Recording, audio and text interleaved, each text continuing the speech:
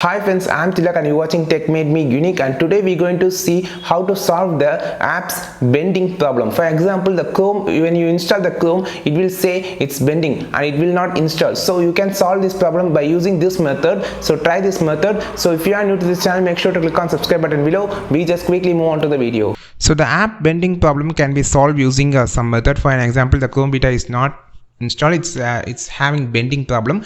So the pending problem can be solved by go to the setting, go to the manage apps and find the Google Play Store app here. So just type as Google Play. So just type that, and I just want to clear the cache and clear all data here so it can be solved. So we just clear all data, then go to the